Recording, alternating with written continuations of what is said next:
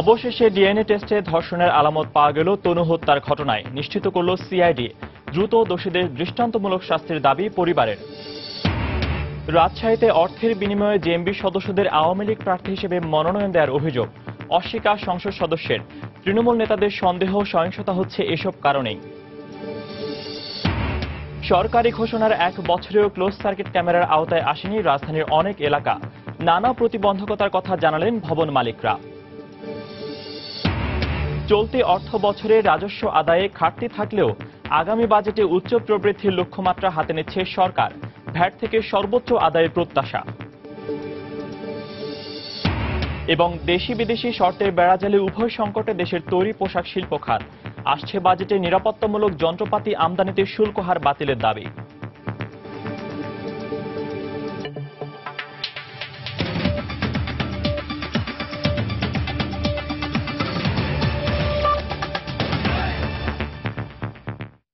সময় সংবাদের সঙ্গে আছি আমি ফয়সাল মোর্শেদ।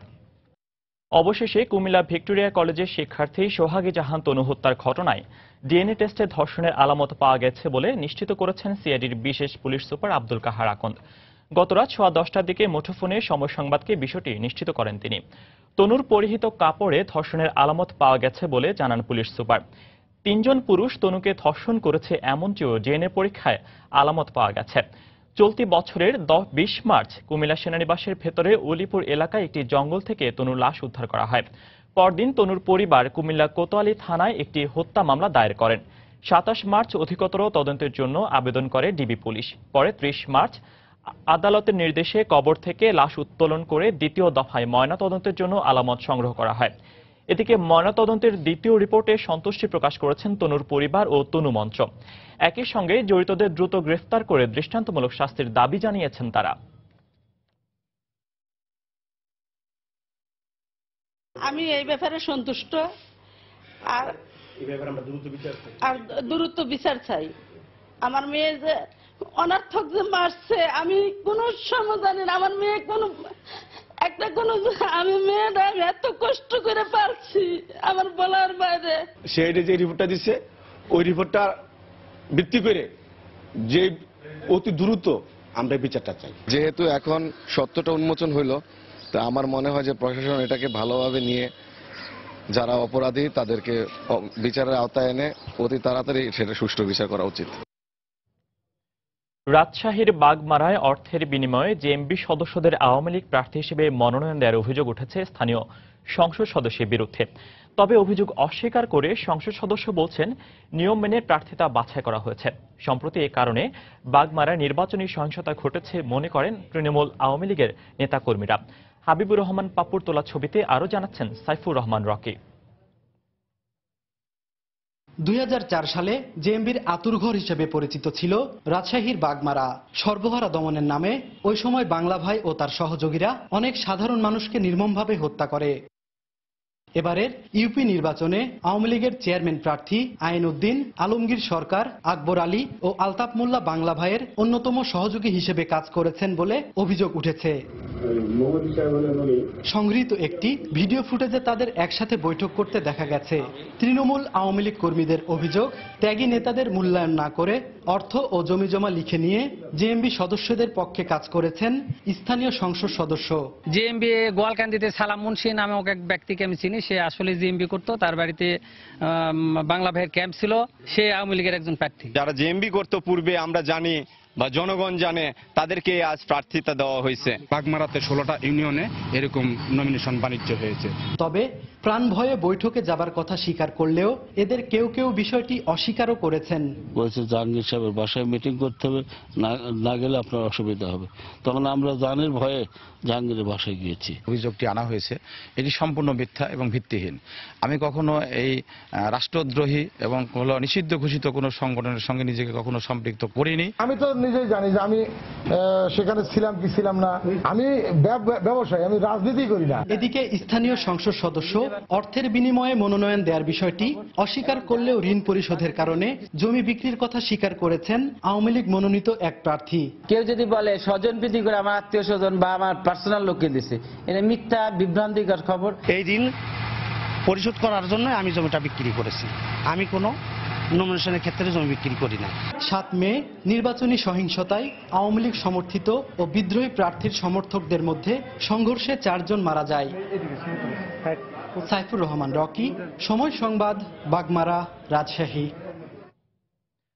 পঞ্চম ধাপের নির্বাচনকে সামনে রেখে প্রচারণায় ব্যস্ত বগুড়ার 3 উপজেলার 19টি ইউনিয়নের প্রার্থীরা। নির্বাচনী এলাকার এক প্রান্ত থেকে অপর প্রান্ত পর্যন্ত চষে বেড়াচ্ছেন তারা, আর দিচ্ছেন নানা উন্নয়নের প্রতিশ্রুতি। ভোটাররা বলছেন শত যোগ্য ব্যক্তিকেই বেছে নেবেন তারা। রবিউল ইসলামের ক্যামেরায় মাজেদুর রহমানের রিপোর্ট। ভোটারদের মন জয় করতে কোলাকুলি করে বিনয়ের সঙ্গে নিজের পক্ষে ভোট চাইছেন বগুড়ার কাহালু, দুপচাচিয়া ও আদমদিঘি উপজেলার 19 ইউনিয়নের প্রার্থীরা। সকাল থেকে গভীর রাত পর্যন্ত নির্বাচনী এলাকা চষে বেড়াচ্ছেন তারা, দিচ্ছেন উন্নয়নের পাশাপাশি নানা প্রতিশ্রুতি। সরকারকে কাজে লাগিয়ে আওয়ামী লীগের প্রার্থীরা চাচ্ছেন এলাকার উন্নয়ন করতে, আর বিএনপি ও স্বতন্ত্র প্রার্থীরা চান সুষ্ঠু ও নিরপেক্ষ নির্বাচন। আমি এলাকার ব্যাপক উন্নয়ন পরিকল্পনা চিন্তা ভাবনা করছি। যদি আমাকে জনগণ ভোট দেয়, আমি যদি নির্বাচিত হতে পারি, কালা ইউনিয়নকে পরিবর্তনের অঙ্গীকার নিয়ে আমি এসেছি। ডিজিটাল কালা ইউনিয়ন গড়ে তুলব। সবসময় জনগণের পাশে থাকবো ইনশাল্লাহ। জনগণ আমাকে স্বতঃস্ফূর্তভাবে ভোট দেবে এবং আমি বাড়ি বাড়ি এই জন্য সবার কাছে দোয়া চাই। তবে দলীয় প্রতীকে নয়, সৎ ও যোগ্য ব্যক্তিকে বেছে নেবেন বলছেন ভোটাররা। নিরমারীদের পাশে, শহীদদের পাশে থাকতে পারবে, রাস্তাঘাট, স্কুল, কলেজ এগুলো উন্নয়ন করতে পারবে, এমন লোককে আমরা ভোট দেবো। যারা সৎ, শিক্ষিত এবং জনগণের সবসময় পাশে দাঁড়ায়, এরকম প্রার্থীকে আমরা বেছে নেব। অবাধ, সুষ্ঠু ও নিরপেক্ষ নির্বাচন অনুষ্ঠানে সব ধরনের প্রস্তুতি নেওয়া হয়েছে বলে জানালেন নির্বাচন কর্মকর্তা। আমরা আশা করছি যে আমরা একটি সুন্দর, সুষ্ঠু এবং একটা গ্রহণযোগ্য নির্বাচন ইনশাল্লাহ কাহালু উপজেলায় দিতে পারবো। আইন শৃঙ্খলা পরিস্থিতি আমাদের কাছে এখনো সন্তোষজনক মনে হচ্ছে। আমরা কোনো রকমের কোনো অভিযোগ পাইনি এখনো। কাহালু উপজেলার 8টি ইউনিয়ন, দুপচাচিয়ায় 5টি ইউনিয়ন এবং আদমদিঘির 6টি ইউনিয়নে মোট চেয়ারম্যান পদে 82 জন, সাধারণ সদস্য পদে 676 জন এবং সংরক্ষিত নারী সদস্য পদে 233 জন প্রার্থী প্রতিদ্বন্দ্বিতা করছেন। মাজেদুর রহমান, সময় সংবাদ, বগুড়া। নগরীর নিরাপত্তা জোরদারে গত বছর রাজধানীকে ক্লোজ সার্কিট ক্যামেরার আওতায় আনার ঘোষণা দেয় সরকার। কয়েকটি ওয়ার্ডে ক্লোজ সার্কিট ক্যামেরা বসানো হলেও সরকারি ঘোষণা এখনও পুরোপুরি বাস্তবে রূপ নেয়নি। নাগরিক নিরাপত্তা বাড়াতে পুরো রাজধানীকে দ্রুত সিসিটিভির আওতায় আনার দাবি নগরবাসীর। আর স্থানীয় জনপ্রতিনিধিরা বলছেন, সরকারি সহযোগিতা পেলে এই প্রক্রিয়া বাস্তবায়ন আরও গতিশীল হবে। বিস্তারিত তানির মেহেদির রিপোর্টে। অপরাধী শনাক্ত করতে রাজধানীতে ব্যক্তি উদ্যোগে বসানো ক্লোজ সার্কিট ক্যামেরা সহায়তা করার পর সরকারিভাবে সমগ্র রাজধানীকে সিসিটিভির আওতায় আনার উদ্যোগ নেওয়া হয়। এরই ধারাবাহিকতায় নগরীর গুরুত্বপূর্ণ সড়কগুলো আনা হয় ক্লোজ সার্কিট ক্যামেরার আওতায়। এর সঙ্গে রাজধানীর কয়েকটি ওয়ার্ড স্থানীয় কমিশনারের উদ্যোগে সিসিটিভির আওতায় আনা হয়, যদিও নগরীর বেশিরভাগ এলাকা ও সড়ক এখনও সিসিটিভির বাইরেই রয়ে গেছে। সম্প্রতি রাজধানীতে ঘটে যাওয়া কয়েকটি হত্যাকাণ্ডের পর নাগরিক নিরাপত্তা বাড়াতে ক্লোজ সার্কিট ক্যামেরা বসানোর দাবি জানিয়েছেন নগরবাসী। প্রত্যেকটা গলিতে এরকম গেট করে, গেটে একটা সিসি ক্যামেরা থাকলে সেই গলিটা যেমন নিরাপত্তা থাকবে, প্রত্যেকটা হাউসগুলো নিরাপত্তা থাকবে, বিভিন্ন চিন্তায় বিভিন্ন অকারেন্স কমে যাবে। আর স্থানীয় জনপ্রতিনিধিরা বলছেন, সরকারি সহযোগিতা পেলে এই প্রক্রিয়া বাস্তবায়নে আরো গতি আসবে। পাশাপাশি ভবন মালিকদেরও এক্ষেত্রে ভূমিকা রাখা উচিত বলে মনে করেন তারা। 3-4 মাস ধরে আমাদের এই থানা প্রশাসনের সহযোগিতায় আমরা চেষ্টা করতেছি যে মূল যে মোড়ের যে অ্যাপার্টমেন্টগুলা যেখানে ক্যামেরাটা লাগালে এফেক্ট হবে, ক্রিমিনালরা আসা যাওয়ার যে সব রাস্তাগুলো কভার করবে চেষ্টা করতেছি অ্যাপার্টমেন্ট কমিটির সাথে আলাপ করে। প্রত্যেকটা অ্যাপার্টমেন্টের সামনে যদি 2টা ক্যামেরা রাস্তায় আমরা দিয়ে দিতে পারি, তাহলে কিন্তু আমার কভার করা যায়। এটা কিন্তু আবার সেন্ট্রাল মনিটরিং লাগে না। যদিও ভবন মালিকরা বলছেন, এক্ষেত্রে তাদের সদিচ্ছা থাকলেও রয়েছে কিছু প্রতিবন্ধকতাও। নিরাপত্তা নিশ্চয়তা করার জন্য আমাদেরকে সচেষ্ট হওয়া দরকার। সেক্ষেত্রে আমরা আসলে উদ্যোগ নিয়েছি, কিছুদিনের মধ্যেই হয়তো আমরা আমাদের বাসায় লাগিয়ে ফেলবো। ফ্ল্যাটের ধরেন 3,500 থেকে 4,000 টাকা পড়ে যায় পার হেড বা per floor maintenance cost. CC camera লাগালে সেটা আরো 1,000 থেকে 2,000 টাকা বেড়ে যাবে। ভাড়াটিয়াদের জন্য সমস্যা। চেষ্টা করছি যে খরচটা একটু কমে আসলে, অ্যাভেলেবেল হলে খরচ কমে যাবে, তখন হয়তো আমরা সেট করতে পারবো। সমগ্র রাজধানীকে ক্লোজ সার্কিট ক্যামেরার আওতায় আনতে বেসরকারি প্রতিষ্ঠানকেও এগিয়ে আসার আহ্বান জানিয়েছেন তারা। তানিন মেহেদি, সময় সংবাদ, ঢাকা। সময় সংবাদে আরো থাকছে, এক ব্যবসায়ীর ভূমিকায় যশোরের চৌগাছায় শিক্ষা ব্যবস্থার আমূল পরিবর্তন। হতাশা কেটে গেছে প্রায় 450 শিক্ষক কর্মচারীর।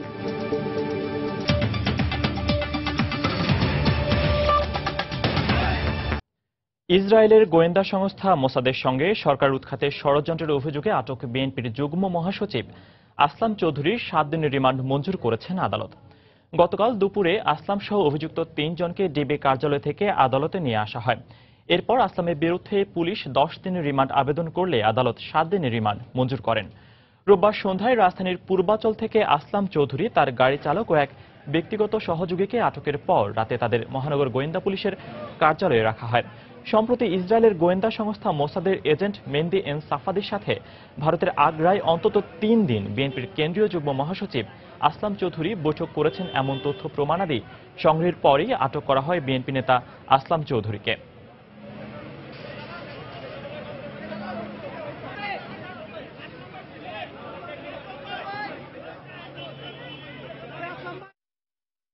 দিনের রিমান্ড দেওয়া হয়েছে, অথচ আপনি দেখেন যদি আগামীকাল তাকে সুনির্দিষ্ট মামলায় গ্রেপ্তার দেখানো হয় বা সুনির্দিষ্ট মামলা করা হয়, তাহলে সাধারণ ডায়েরি রিমান্ডের কি মর্যাদা থাকে আইনগত, এটা ইনফ্রাকচুয়াস হয়ে যাবে। রিমান্ডে জানতে চাচ্ছি যে এই সরকারকে উৎখাত করার জন্য আর কারা কারা জড়িত, ইতিপূর্বে সে ভারতে যে কি কি ধরনের কথাবার্তা তাদের সাথে আলোচনা হয়েছে, তাদের শুধু আরো কি কি পরিকল্পনা আছে এবং এই পরিকল্পনার সাথে কারা কারা জড়িত আছে এবং কিভাবে তারা তৈরি করবে সেটা আমাদের জানা দরকার। যে কারণে তাদেরকে আমরা রিমান্ড 10 দিনে চেয়েছি, বিজ্ঞ আদালত সেখানে 7 দিনে দিয়েছে।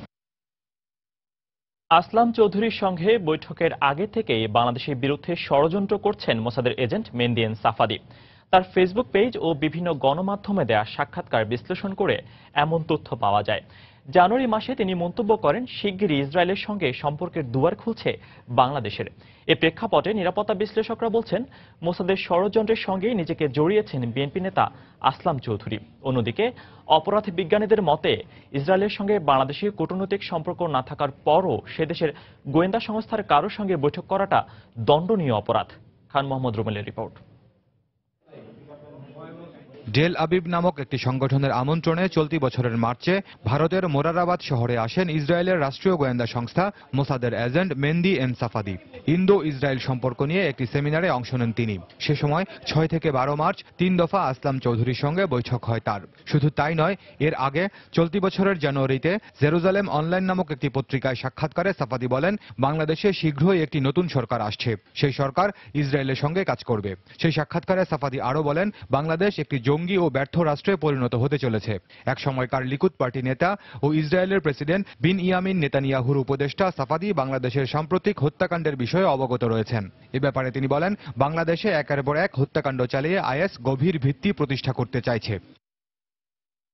নিরাপত্তা বিশ্লেষকরা বলছেন, ভূ রাজনৈতিক কারণে বাংলাদেশ অত্যন্ত গুরুত্বপূর্ণ, আর এই কারণে বাংলাদেশকে অস্থিতিশীল করতে আন্তর্জাতিক চক্রান্ত বহুদিন ধরেই চলছে। এই চক্রান্তের সঙ্গে হাত মিলিয়েছেন দেশীয় নানা গোষ্ঠী। দেশি বিদেশি কিছু রাজনৈতিক পক্ষ বলেন, আন্তর্জাতিক পক্ষ বলেন, তারা এই ঘটনাকে কেন্দ্র করে তাদের নিজ নিজ রাজনৈতিক এবং জাতীয় স্বার্থ উদ্ধারের জন্য তৎপর হয়ে পড়েছে। এটিও কিন্তু স্পষ্টভাবে লক্ষণীয়। তাদের যে দরদ সেটি তারা দেখায় এবং তার পরিণতি কি সেটা তো আমরা একেবারে হাড়ে হাড়ে চোখের সামনে দেখছি, যে কিভাবে আফগানিস্তান ধ্বংস হয়ে যাচ্ছে, কিভাবে ইরাক 12 বছর পর্যন্ত ধ্বংস হয়ে এখন 3 টুকরা হচ্ছে, কিভাবে সিরিয়া ধ্বংস হয়ে যাচ্ছে, হাজার হাজার লক্ষ লক্ষ মানুষের জীবন যাচ্ছে। অপরাধ বিজ্ঞানীদের মতে, ইসরায়েলের গোয়েন্দা সংস্থা মোসাদ নানা কারণে বিশ্বজুড়ে সমালোচিত ও বিতর্কিত একটি সংস্থা। একটি রাজনৈতিক দলের পদে থেকে সেই সংস্থার কারো সঙ্গে বৈঠক করাটা অপরাধের পর্যায়ে পড়ে। যেহেতু তাদের সাথে আমাদের কূটনৈতিক সম্পর্ক নেই, সুতরাং অফিসিয়ালি কূটনৈতিকভাবে এবং আপনার রাজনৈতিকভাবে আমরা কিন্তু সেটা করতে পারি না। সেটা কিন্তু আমাদের শিষ্টাচার বহির্ভূত এবং আইনত দণ্ডনীয় অপরাধ। আসলাম চৌধুরী চট্টগ্রাম বিশ্ববিদ্যালয়ের হিসাব বিজ্ঞান বিভাগে পড়াশোনা শেষ করে নোয়াখালীর একটি সরকারি কলেজের শিক্ষক হিসেবে কর্মজীবন শুরু করেন। ছাত্র জীবনে তিনি শিবিরের রাজনীতির সঙ্গে যুক্ত ছিলেন। পরে বিএনপিতে যোগ দিয়ে 2008 সালের নির্বাচনে পরাজিত হন। সবশেষ কাউন্সিলে বিএনপির যুগ্ম মহাসচিব নির্বাচিত হন তিনি। খান মোহাম্মদ রুমেল, সময় সংবাদ, ঢাকা। আজ 17 মে আওয়ামী লীগের সভানেত্রী ও প্রধানমন্ত্রী শেখ হাসিনা স্বদেশ প্রত্যাবর্তন দিবস। 1975 সালের 15 আগস্ট সপরিবারে বঙ্গবন্ধু শেখ মুজিবুর রহমানের নৃশংস হত্যাকাণ্ডের সময় দেশের বাইরে ছিলেন তিনি। তারপর 1981 সালের এই দিনে দেশে ফিরে আসেন বঙ্গবন্ধু কন্যা। এর আগে একই বছরের ফেব্রুয়ারিতে অনুষ্ঠিতব্য আওয়ামী লীগের কাউন্সিলে শেখ হাসিনাকে দলের সভাপতি নির্বাচন করা হয়। এরও 3 মাস পর তিনি দেশে ফিরে আসেন। বিপুল সংখ্যক নেতাকর্মী ও সমর্থক তাকে সংবর্ধনা জানান।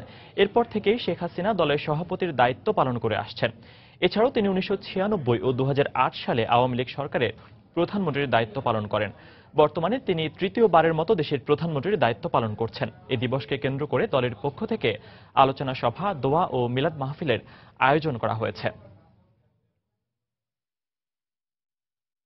দেশি বিদেশি শর্তের বেড়াজালে উভয় সংকটে পড়েছে দেশের তৈরি পোশাক শিল্প খাত। একদিকে বিদেশি ক্রেতাদের জোট অ্যাকর্ড অ্যালায়েন্সের নানা শর্ত, অন্যদিকে সে শর্ত অনুযায়ী অগ্নি নির্বাপন এবং নিরাপত্তামূলক যন্ত্রপাতি কিনতে গিয়ে 5% হারে শুল্ক দিতে হচ্ছে। সেই সাথে এসব যন্ত্রপাতি নিয়ে রয়েছে কাস্টমসের জটিলতা। এই অবস্থায় আসন্ন বাজেটে অগ্নি নির্বাপন এবং নিরাপত্তামূলক যন্ত্রপাতি আমদানি শুল্ক হার বাতিলের দাবি জানিয়েছে গার্মেন্টস ব্যবসায়ীরা। বিস্তারিত জানাচ্ছেন কমল দে। রাজধানী ঢাকায় তাজরিন ফ্যাশনে আগুন এবং সাভারে রানা প্লাজা ধসের পর শুরু হয় দেশের গার্মেন্টস শিল্পের ক্রান্তিকাল। বিশ্বব্যাপী ইমেজ সংকটের পাশাপাশি শুরু হয় বিদেশি ক্রেতাদের জোট অ্যাকর্ড অ্যালায়েন্সের অগ্নি নিরাপত্তা নিশ্চিতকরণের তোড়জোড়। শর্ত অনুযায়ী বিদেশ থেকে কিনে আনতে হচ্ছে দামি সব যন্ত্রপাতি। ফায়ার ডোর, স্প্রিংলার সিস্টেমের জন্য 5, তার জন্য কম্প্রেসার, তার জন্য স্প্রিংলার সিস্টেম হেড, তার এবং LED valve light, wire lighting এর জন্য এইসব আনতে গিয়ে আমাদের প্রত্যেকটা ফ্যাক্টরির আপনার 2-4 কোটি টাকা করে যাচ্ছে। কিন্তু এসব যন্ত্রপাতি আমদানি করতে গিয়ে বিপত্তিতে পড়তে হচ্ছে গার্মেন্টস ব্যবসায়ীদের, কারণ প্রতিটি পণ্যের বিপরীতে 5% হারে শুল্ক হার পরিশোধ করতে হচ্ছে। এখানে তো একটা ইনভেস্টমেন্টের ব্যাপার আছে। এখন সেই জায়গায় যদি আবার 5% যদি এখানে আবার ইন্টারেস্টও দেই, আমরা এই জন্যই সরকারের কাছে আবেদন করব শ্রমিকদের স্বার্থ সংরক্ষণের স্বার্থে এই 5% যাতে উদ্যোগ করা হয়। এই অবস্থায় অগ্নি নির্বাপন এবং নিরাপত্তামূলক যন্ত্রপাতি আমদানি শুল্ক হার শূন্যের কোটায় নামিয়ে আনতে আসন্ন বাজেটে প্রস্তাবনা দিয়েছে বিজিএমইএ। হাইড্রেন সিস্টেম, এই যে যতগুলো জিনিস আছে, এরপর স্টিল স্ট্রাকচারের এগুলো ডিউটি ফ্রি করা, এগুলো ডিউটি ফ্রি করে যদি জিরো ডিউটিতে আমরা আনতে পারি তাহলে আমাদের কিছুটা সাশ্রয় হয়। বিজিএমই এর তথ্য অনুযায়ী বর্তমানে দেশে চালু রয়েছে 6,500 গার্মেন্টস কারখানা। এর মধ্যে প্রত্যক্ষ শ্রমিক রয়েছে অন্তত 45 লাখ। কমল দে, সময় সংবাদ, চট্টগ্রাম।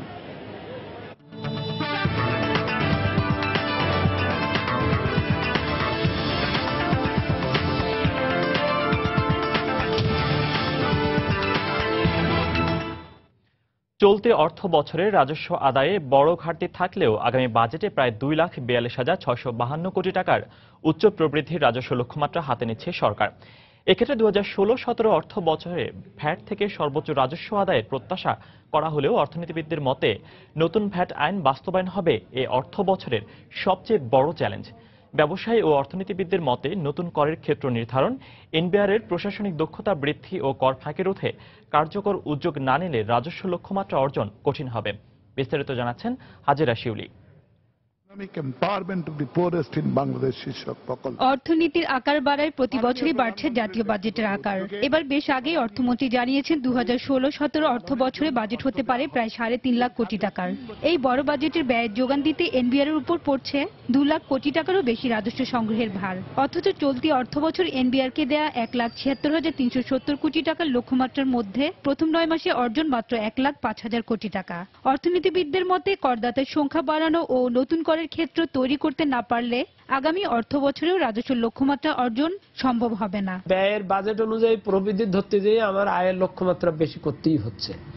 এখন এই লক্ষ্যমাত্রাটা অর্জনের জন্য খাত ক্ষেত্র করদাতার সংখ্যা বাড়ানো যে ন্যায্য কাজ সেইটা করতে হবে। এর জন্য গবেষণার প্রয়োজন, মুক্ত আলোচনার প্রয়োজন ব্যবসায়ীদের সাথে, স্টেক হোল্ডারদের সাথে। এছাড়া আগামী অর্থ বছরের নতুন ভ্যাট আইন বাস্তবায়নের মাধ্যমে সরকার রাজস্ব বাড়ানোর চিন্তা করলেও ব্যবসায়ীদের বিরোধিতার কারণে এই আইন বাস্তবায়ন বড় চ্যালেঞ্জ হবে বলে মত অর্থনীতিবিদদের। ভ্যাট আইনটা বাস্তবায়ন নিয়েও কিন্তু এখনো ধোঁয়াশা রয়ে গেছে। সার্বিকভাবে এটা ভোক্তা এবং ব্যবসায়ীদের উপর চাপ না ফেলে সেইভাবে বাস্তবায়ন করা যাবে কিনা, সেই দিক থেকে আমাদের জন্য গুরুত্বপূর্ণ হয়ে থাকবে হলো যে কিভাবে আমরা কর আদায়ের ক্ষেত্রে প্রশাসনিক সক্ষমতা আরো বাড়াতে পারছি, আমাদের কর ফাঁকি দেওয়ার যে প্রবণতা রয়েছে সেটাকে কতখানি কমাতে পারবো। ব্যবসায়ীদের মধ্যে সর্বক্ষেত্রে 15% ভ্যাট আরোপ করা হলে ক্ষুদ্র ব্যবসায়ীরা ক্ষতিগ্রস্ত হবেন। তাই বাজেটে ভ্যাট আইন সংশোধন করে বিভিন্ন স্তরে ভ্যাট প্রদান ও প্যাকেজ ভ্যাট বহাল রাখা সহ টার্নওভার ট্যাক্স কমানোর দাবি। 36 লক্ষ টাকা এবং তার নিচেরদের, এদের সংখ্যাই কিন্তু সারা বাংলাদেশে বেশি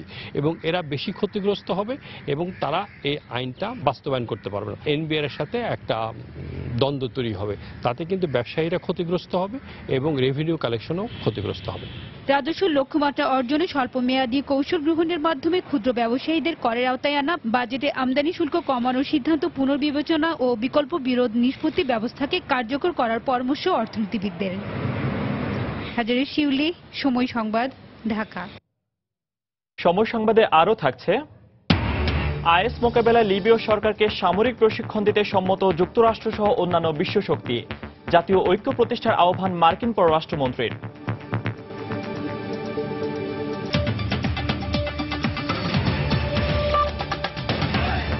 কুষ্টিয়ায় চাঁদা না পাওয়ায় এক কলেজ ছাত্রকে পিটিয়ে আহত করেছে দুর্বৃত্তরা। গতকাল সন্ধ্যায় কুমারখালী উপজেলায় এ ঘটনা ঘটে।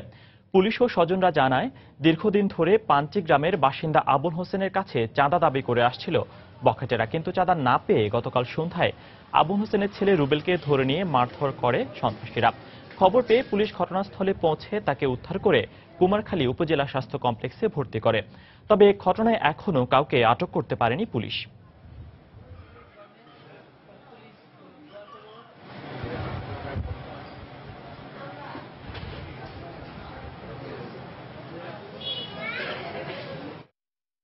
আমরা তো তার সাথে পাচ্ছি না, তারা কয় যে 2-3 লাখ টাকা দিতে হবে, নাইতে হচ্ছে গ্রামে তুইটে চলে যেতে হবে। আমরা গরিব মানুষ 2-3 লাখ টাকা পাবো, কেন দেবো? তার শরীরে মারপিটের জখম দেখতে পাই, তাকে স্থানীয় হসপিটালে ভর্তি করা হয়েছে।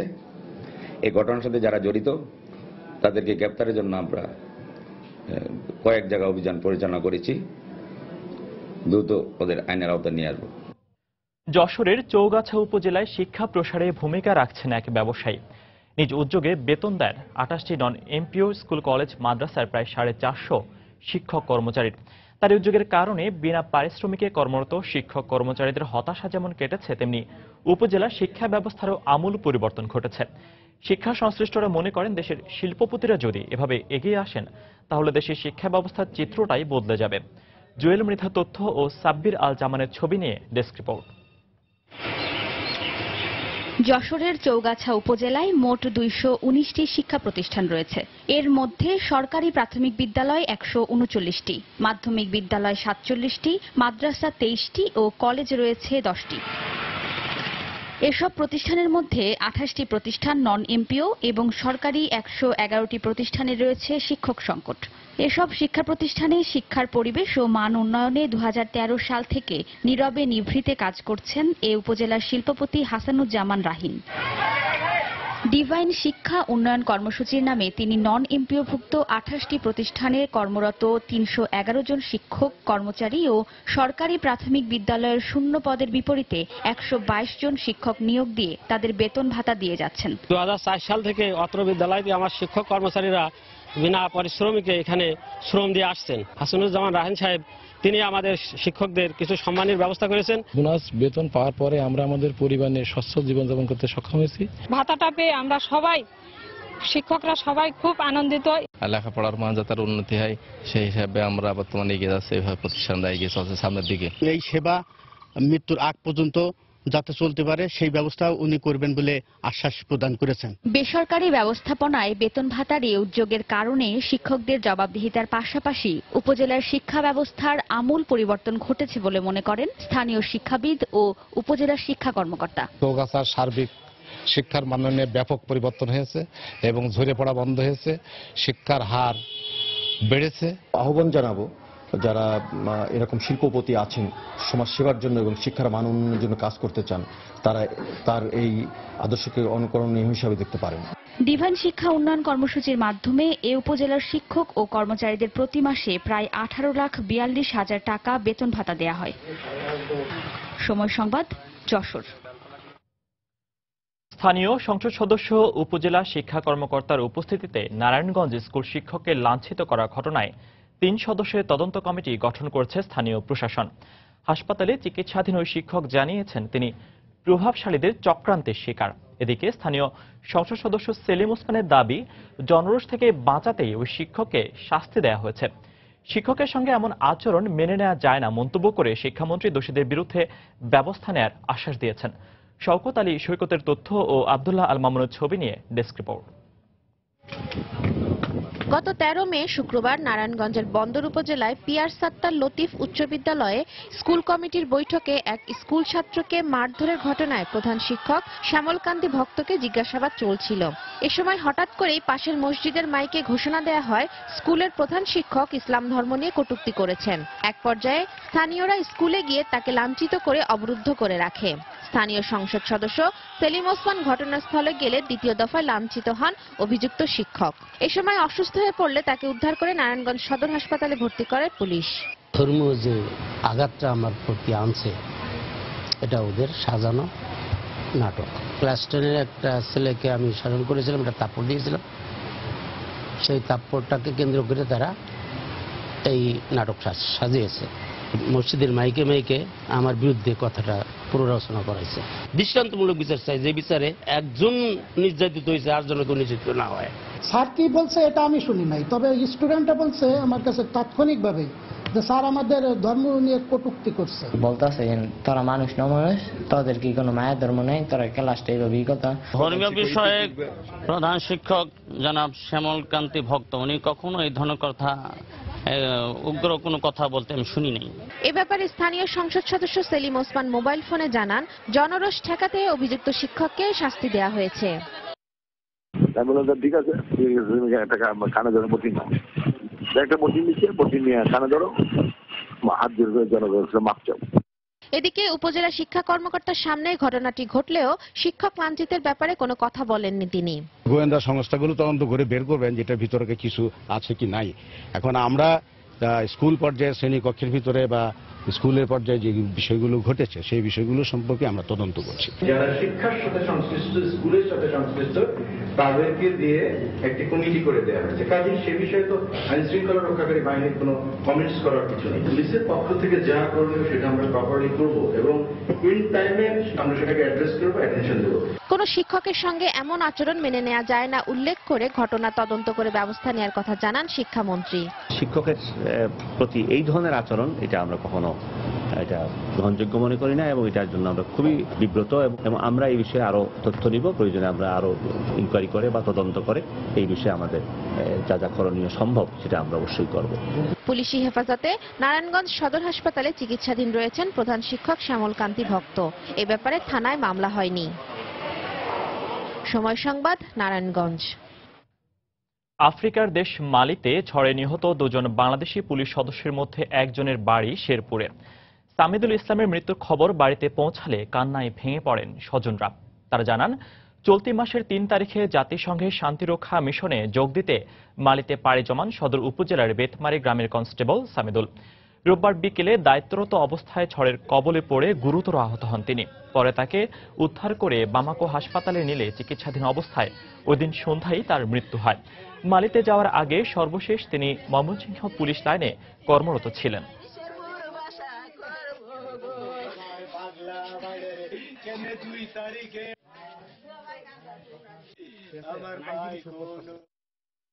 আমার জিজ্ঞেসে বাবু কি করে কি খাইতো, তারপরে কয় করে ঘূর্ণিঝড় শুরু হয়েছে, খাওয়ার পরে আর কথা। ঝিনাইদহে পাচারের সময় হরিণের চামড়া, মাদকদ্রব্য ও নগদ টাকাসহ 3 জনকে আটক করেছে র্যাব।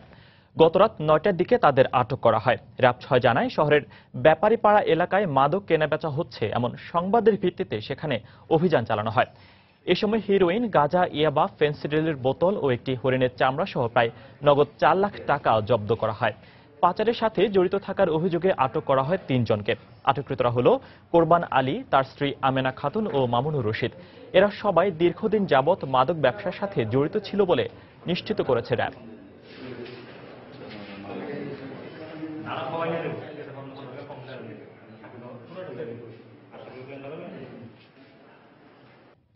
কাশ্মীরে ভারতীয় সেনা সদস্যের দ্বারা শ্লীলতাহানির শিকার এক কিশোরীকে মিথ্যা বিবৃতি দিতে বাধ্য করা হয়েছিল বলে অভিযোগ উঠেছে।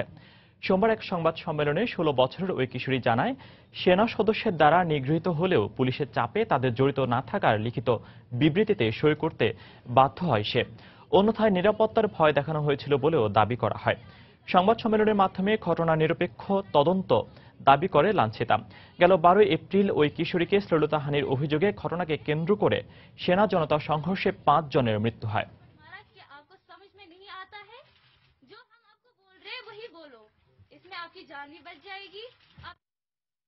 পশ্চিমবঙ্গে বিধানসভা নির্বাচনে এগিয়ে রয়েছে ক্ষমতাসীন তৃণমূল কংগ্রেস। ভোট গ্রহণ শেষে বুথ ফেরত জরিপে প্রায় প্রতিটি ভারতীয় গণমাধ্যমে তৃণমূল কংগ্রেসের ক্ষমতা থাকার ব্যাপারে ইঙ্গিত দিয়েছে। এবিপি আনন্দ নিয়েলসনের জরিপ অনুযায়ী তৃণমূলের 163টি আসন পাওয়ার সম্ভাবনার কথা বলা হয়েছে। অন্যদিকে ইন্ডিয়া টুডের এক জরিপ অনুযায়ী প্রায় 250টি আসন পেতে চলেছে তৃণমূল। আর ইন্ডিয়া টিভি বলছে 163টি আসন পাওয়ার সম্ভাবনা রয়েছে তৃণমূলের। অন্যদিকে বাম কংগ্রেস জোট 120টির কাছাকাছি আসন পেতে পারে বলে এসব জরিপে বলা হয়েছে। যদিও ইন্ডিয়া টুডের হিসেব অনুযায়ী 50টির আসনও পাচ্ছে না তারা। শতাংশ হিসেবেও তৃণমূল জোটের থেকে কয়েক শতাংশ এগিয়ে রয়েছে বলে জানিয়েছে সংস্থাগুলি। 1967 সালের পর এই প্রথম কোনো শাসক দল জোট সঙ্গী ছাড়াই একা নির্বাচনের প্রতিদ্বন্দ্বিতা করছে। এদিকে সব জরিপেই শতকরা হিসেবে বিজেপির ভোট কমছে বলে দাবি করা হয়েছে। এবিপি আনন্দের জরিপে বলা হয় বিজেপির ভোট কমে 7% দাঁড়াবে। যদিও এনডিটিভির দাবি বিজেপির ভোট অতটা না কমলেও 12% দাঁড়াবে। আগামী 19শে মে এবারের বিধানসভা নির্বাচনের ফল ঘোষণা করবে নির্বাচন কমিশন।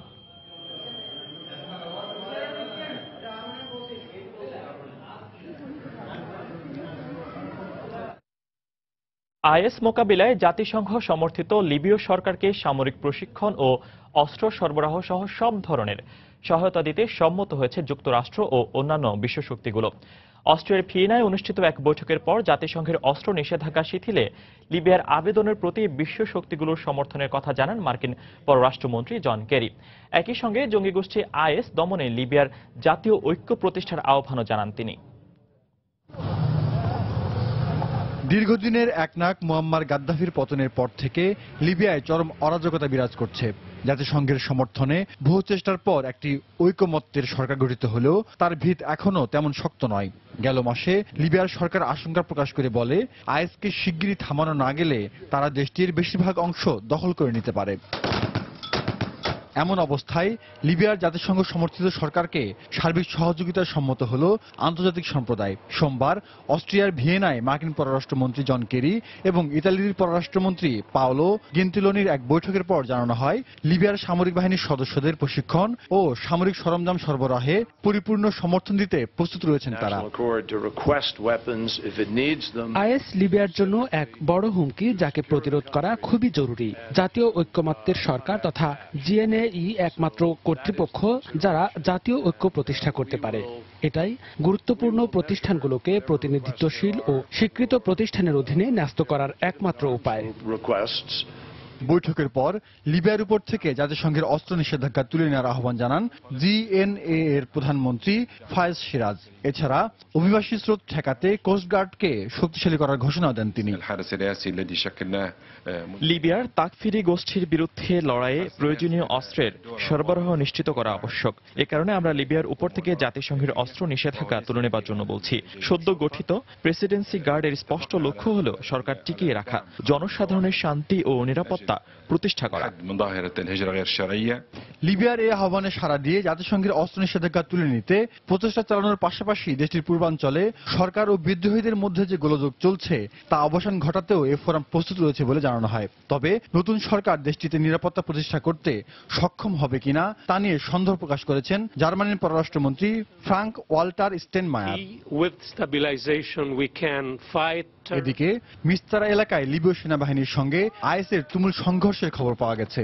সম্প্রতি এসব এলাকা থেকে আইএসকে হটাতে ইউরোপ ও মার্কিন জোটের সহায়তায় অভিযান জোরদার করা হয়েছে।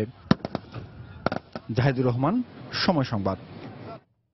খেলার খবর। বাংলাদেশ জাতীয় ফুটবল দলের কোচ হিসেবে দায়িত্ব নিতে ঢাকায় এসেছেন লুডভিগ ডি ক্রুইফ। তাজিকিস্তানের বিপক্ষে এশিয়ান কাপের বাছাই পর্বের প্লে অফ ম্যাচের আগে 1 মাসের জন্য তাকে জাতীয় দলের দায়িত্ব দিয়েছে Bafufe.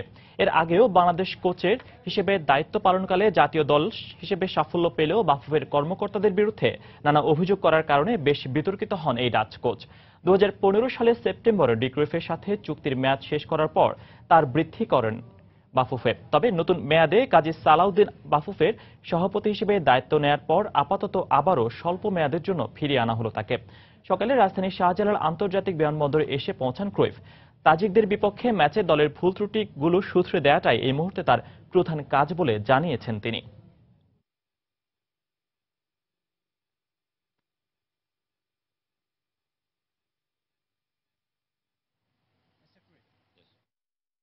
in the beginning maybe a little bit difficult, but you have to. বাফুফের সভাপতির সাথে আমার সবসময়ই যোগাযোগ ছিল। নাবিল ও তাবিদের সাথেও যোগাযোগ হয়েছে। আমি প্রায় 1 বছর ধরে বাংলাদেশের বাইরে ছিলাম। এরই মাঝে বিশ্বকাপ বাছাই পর্বে অনেকগুলো ম্যাচে বড় ব্যবধানে হেরেছে বাংলাদেশ, যেটি বাংলাদেশের ফুটবলের মানের সাথে অগ্রহণযোগ্য। তাজিকিস্তান অনেক শক্তিশালী দল, এটা প্রমাণিত। সেই অনুযায়ী তাদের বিরুদ্ধে ম্যাচের আগে পরিকল্পনা করব। ঢাকা প্রিমিয়ার লিগ ক্রিকেটের খবর। প্রাইম দোলেশ্বরে থামলেও মোহামেডানের জয়রথ। টানা 4 ম্যাচে জয়ের পর হারের মুখ দেখল মুশফিকুর রহিমের দল। মিরপুরে 6 উইকেটে জয় পেয়েছে প্রাইম দোলেশ্বর। আগে ব্যাট করে নাইম ইসলামের সেঞ্চুরির পরও 188 রানে সংগ্রহ পায় মোহামেডান।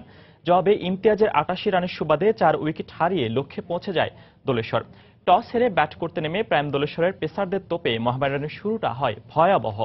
দলীয় 16 রানে দলটির 3 ব্যাটসম্যান বিদায় নেন। ছন্দে থাকা মুশফিকও 8 রানে ফিরে যান, তবে সেখান থেকে দলকে টেনে তোলেন নাইম ইসলাম। ক্যারিয়ারের 4র্থ লিস্ট এ সেঞ্চুরি তুলে নেন এই অলরাউন্ডার। তবে দলীয় 176 রানে নাইম ফিরে যাবার পর টেল এন্ডাররা তেমন অবদান রাখতে না পারায় 188 রানে শেষ হয় মোহামেডানের ইনিংস। প্রাইম দোলেশ্বরের ফরহাদ রেজা ও আলামিন নেন 3টি করে উইকেট।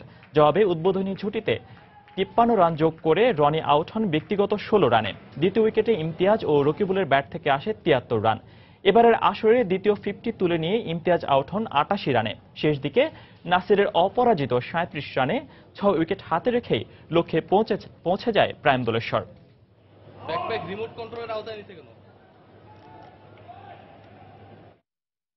25 কোটি টাকায় আগামী 5 বছরের জন্য বাংলাদেশ প্রিমিয়ার লিগ ফুটবলের স্বত্ব কিনতে যাচ্ছে বেসরকারি প্রতিষ্ঠান সাইফ পাওয়ারটেক। বাফুফের সভাপতি ফিফা কংগ্রেস থেকে আসার পর এই বিষয়ে আনুষ্ঠানিক চুক্তির কথা রয়েছে। বিষয়টি নিশ্চিত করেছেন সাইফ পাওয়ারটেকের ব্যবস্থাপনা পরিচালক তরফদার রুহুল আমিন। এদিকে ভেন্যু সংস্কার না হওয়ায় নির্ধারিত সময়ে বিএসএল আয়োজন নিয়ে শঙ্কা প্রকাশ করেছেন এই ক্রীড়া সংগঠক। গেল 7 মৌসুম ধরেই নিয়মিতভাবে হচ্ছে পেশাদার ফুটবল লিগ। এটা যদি সফলতার কাতারে পড়ে তাহলে এর সাথে পাল্লা দিয়ে দর্শক খোয়ানোটা হচ্ছে ফেডারেশনের ব্যর্থতা। আর এসব দিক বিবেচনা করে এবার পেশাদার লিগ ঢাকার বাইরে করার পরিকল্পনা করছে বাফুফে। তবে তার ব্যবস্থাপনাটা হতে যাচ্ছে বেসরকারিভাবে। প্রাথমিক আলোচনায় বছরে 5 কোটি টাকার বিনিময়ে বিপিএল স্বত্ব কিনতে যাচ্ছে সাইফ পাওয়ারটেক, যা বাফুফে খরচ করবে ঢাকার বাইরে ফুটবলারদের যাতায়াত ও পুনর্বাসনের জন্য। এর বাইরে প্রিমিয়ার লিগের পৃষ্ঠপোষকতা থেকে শুরু করে বিপণন এবং ব্র্যান্ডিং সবই হবে সাইফ পাওয়ারটেকের হাত ধরে। ফুটবল ফেডারেশনের সাথে ইনিশিয়াল আলোচনা হয়েছে, আমরা এটাকে যে বছরে 5 বছরের জন্য বছরে 5 কোটি করে আমরা দিব, দিয়ে এটাকে আমরা কিনে নিব। প্রিমিয়ার লিগটা ঢাকা থেকে নিয়ে ঢাকার বাইরে নিয়ে যাওয়া, নিয়ে ডিভিশন সিটিতে এবং অন্য ডিস্ট্রিক্টগুলোতে এটা খেলার জন্য। এবং আমরা দেখেছি যে যদি কোনো 20,000-এর কোনো স্টেডিয়াম থাকে সেখানে দর্শক আমরা পাবো অ্যাটলিস্ট 60 to 70%, 80% আমরা কিন্তু দর্শক পাবো। চট্টগ্রাম এবং সিলেট সহ মোট 6টি বিভাগীয় শহরে প্রিমিয়ার লিগ আয়োজনের পরিকল্পনা করছে সাইফ পাওয়ারটেক, যার মাধ্যমে বাংলাদেশ সুপার লিগ আয়োজনের আগাম প্রস্তুতিটাও সারতে চায় বেসরকারি এই প্রতিষ্ঠানটি। তবে সবকিছুই ব্যাহত হচ্ছে জাতীয় ক্রীড়া পরিষদ কর্তৃক ভেন্যু সংস্কারের সদিচ্ছার অভাবে। বিপিএলটাকে যদি আমরা একটা মোটামুটি সাকসেসফুল যদি করতে পারি তাহলে কিন্তু বিএসএল এর সাকসেস কিন্তু চলে আসবে। কবে এটা আমরা এই খেলাটা স্টার্ট করতে পারবো সেটা কিন্তু যদি আমরা জানুয়ারিতে বলতেছি, কিন্তু ভেন্যুটা যদি আমাকে না দেওয়া হয়, কনফার্ম না করা হয়, তাহলে তো আমি এখান থেকে সব রেডি করে, এখানে হিউজ ফান্ড ইনভেস্টমেন্টের বিষয় আছে। তো তারপর যদি আমি খেলা না শুরু করতে পারি, যদি তাহলে তো টুর্নামেন্ট আরম্ভ না হলে তো আমি এখানে কেউ কিছু করতে পারি। ঢাকার বাইরে প্রিমিয়ার লিগ অনুষ্ঠিত হলে হয়তো স্টেডিয়ামমুখী হবে ফুটবল প্রেমীরা। তবে এমন উদ্যোগ ভেস্তে যেতে পারে ক্লাবগুলোর অনাগ্রহে, যার নজির তো গেল কয়েক মৌসুম ধরে দেখে আসছে দেশের ফুটবল। করে ফেলতে পারবেন। এসএম ইকবাল, সময় সংবাদ, ঢাকা। এ পর্যায়ে শীর্ষ সংবাদ জানিয়ে দিচ্ছি আরেকবার। অবশেষে ডিএনএ টেস্টে ধর্ষণের আলামত পাওয়া গেল তনু হত্যার ঘটনায়। নিশ্চিত করল সিআইডি। দ্রুত দোষীদের দৃষ্টান্তমূলক শাস্তির দাবি পরিবারের। রাজশাহীতে অর্থের বিনিময়ে জেএমবি সদস্যদের আওয়ামী লীগ প্রার্থী হিসেবে মনোনয়ন দেওয়ার অভিযোগ। অস্বীকার সংসদ সদস্যের। তৃণমূল নেতাদের সন্দেহ সহিংসতা হচ্ছে এসব কারণে।